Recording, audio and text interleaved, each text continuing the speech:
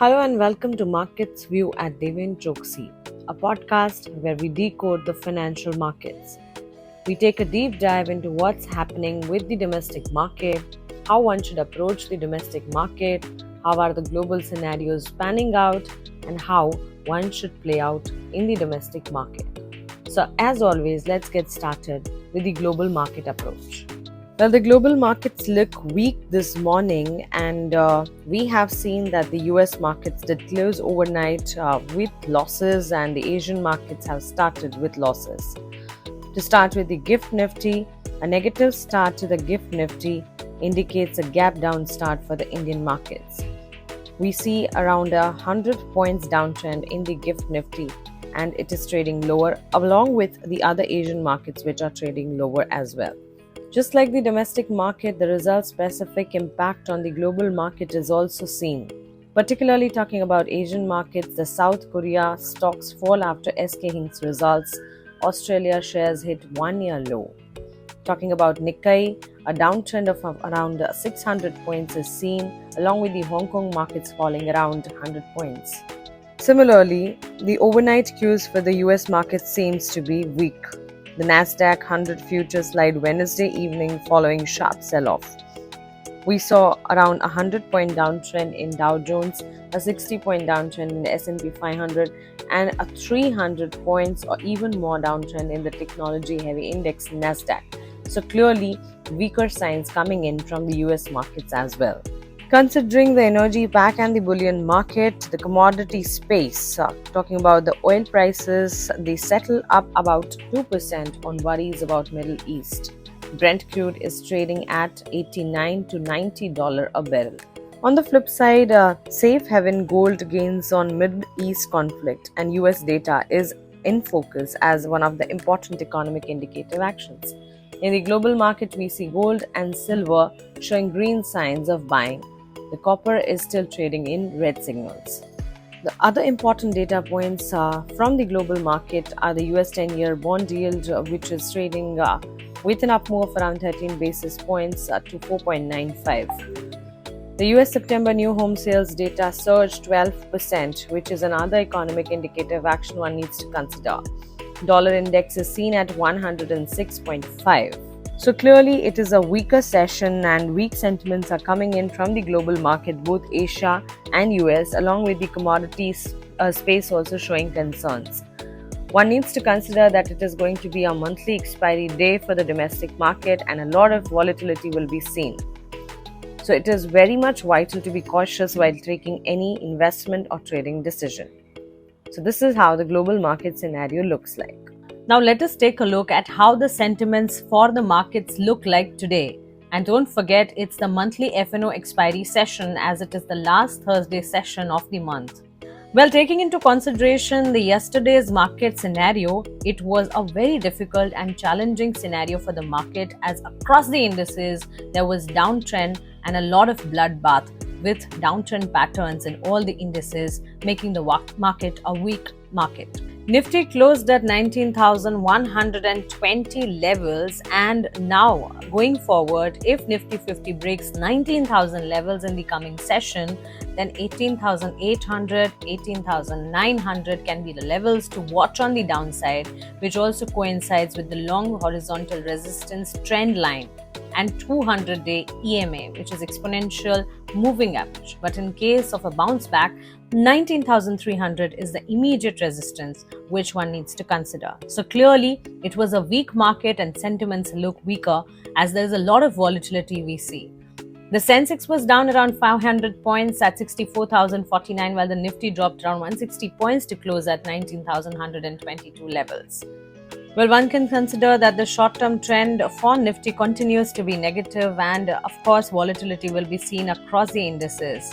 We can also say that having placed at a long-term support at the lows, there is a possibility, a slight chance of a small upside bounce from nearly 19,100 to 19,000 levels. But yes, one needs to consider the concern that a breakdown of 19,000 is likely to open the next downside of 18,600 level in the near term. And if there is any adding of upside bounce from here, we can see that a strong resistance can be seen around 19,250 to 19,350 levels. But this was all about Nifty and Sensex, but the fall in broader market indices was less compared to the benchmarks. The Nifty mid-cap and small-cap indices did see a downtrend, but it was comparatively lesser than how the scenario was in other indices, the major ones, the benchmark ones. The market breadth remained in favor of bears as about 1,506 shares declined against the rising 593 shares on the NSE. Let us quickly have a look at what will be the key support and resistance levels for both Nifty and Bank Nifty. And be very careful today because the market did see a downtrend, a massive one on yesterday's session, and today is a monthly expiry. On every monthly expiry, in fact on a weekly expiry also, market tends to be volatile. And now that we have seen so many concerns in the market and a downtrend in yesterday's session, a monthly expiry today is another trigger one needs to watch out for. Well, considering Nifty, the major support will be seen at 19,077, followed by 19,012 and 18,908. On the higher side, 19,147 can be an immediate resistance, followed by 19,350 and 19,454. Talking about Bank Nifty, on 25th of October, that is yesterday's session, the Bank Nifty decisively broke the psychological 43,000 mark as bears maintain control. Now 42,600 and 42,000 are expected to be key support areas in the coming sessions, while 43,400 and 43,500 can be immediate resistance. And now let's have a look at the important results which will be posted in today's session. To start with the major ones, Asian Paints, ACC, Punjab National Bank, Canara Bank, Aavas Financials, Colgate-Palmolive, Coromandel International, Dixon Technologies, Max India, MedPlus Health Services, NLC India, Realtel Corporation, Shriram Finance, Westlife Food World, Symphony are the few ones which will post its numbers. Apart from this, there is another list of cash numbers also which will be posting its results today, as it is a result heavy day. Now have a look at the stocks and news. We will start with a stock by name IRM Energy. It's a Gujarat-based gas distribution company, and the company is set to debut on the BSE and NSE on 26th of October, that is today's session. The final issue price has been set at 505 per share. So have a look and keep an eye on this issue, a new one coming in the market. The next in the list is Axis Bank. The private sector lender has recorded a standalone profit of 5,864 crore for the quarter ended September FY24, growing 10% over a year ago period despite higher provisions.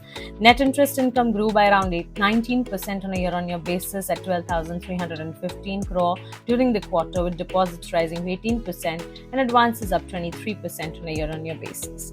The next stock in the list is Tech Mahindra, as the IT services company has registered consolidated profit at 494 crore for the July-September period of FY24, falling nearly 29% on a quarter-on-quarter basis with a sharp fall in EBIT margin. Consolidated revenue for the quarter was seen at 12,864 crore, which was a fall of around 2.2% compared to the previous quarter. So clearly the numbers have seen a weakness, and that might be seen in the stock impact as well for the session.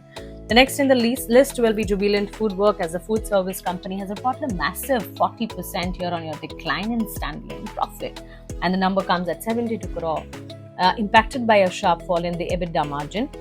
Standalone revenue from operations grew by 4.5% and it stands at 1,344 crore during the same period. So weak numbers for Jubilant Food also, and it might be seen in the stock impact today as well. Chennai Petro Oil Refining Counter will be in focus, as the Indian Oil Corporation subsidiary has recorded a profit of 1,191 crore for the July-September period FY24, rising sharply by 117% over the previous quarter, driven by a spike in EBITDA. Revenue from operations grew by 12% on a quarter-on-quarter basis at around 16,544 crore for the quarter. The next in the list will be Chalet Hotel, as the hotel chain has reported healthy growth in financials, with consolidated profit growing by around 131% on a year-on-year basis at 36 crore, driven by EBITDA margin and top line. Revenue from operations during the same period jumped 27% on a year-on-year basis at 315 crore. And last but not the least, Sonata Software. One needs to keep an eye on this stock as the IT service provider has recorded consolidated profit of 124 crore for the July-September period of FY24, rising around 3% over the previous quarter despite the fall in top line, supported by, of course, EBIT and margin. Revenue from operations during the quarter slipped by around 5% sequentially at 1,912 crore. So these are the stock-specific news, the stocks in news and result-specific impact which might be seen during the session when the markets open up today. Keep an eye on the banks and financials counter, Tech Mahindra IT services space, along with it quick service restaurant also, because Jubilant Food came up with the numbers and the numbers were weak. Oil refining counters, hotel space, and of course the IT service providers, because Sonata Software also posted the numbers. So these are the result specific impact. Now, of course, if you see the stocks and news, majorly the impact is seen on the back of the results, be it positive or negative. Of course, it is backed by what the results came in, and that will be definitely seen in the stock specific impact when the market open up. So it's a result heavy season and result heavy sessions. One such is today again. Let's quickly have a look at the FIs and DIs data. Foreign institutional investors sold shares worth Rs 4,236 crore, while domestic institutional investors purchased 3,569 crore worth of stocks on 25th of October. So this is how the market sentiments look like. There are a lot of triggers, result-specific move, economic indicative actions, global events, domestic events, and of course the downfall in the market, which one needs to definitely consider. And the biggest event or trigger for the day is the monthly expiry. With this, we come to the end of this podcast.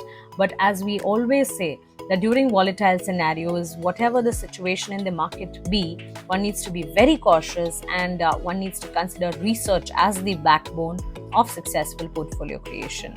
And this is the art which we understand. Wealth creation is the art and the narrative.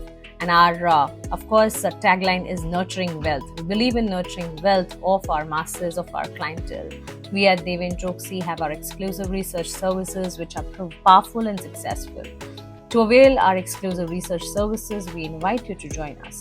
Just click on the link below and you're done. Fill in your basic details and our team will reach out to you.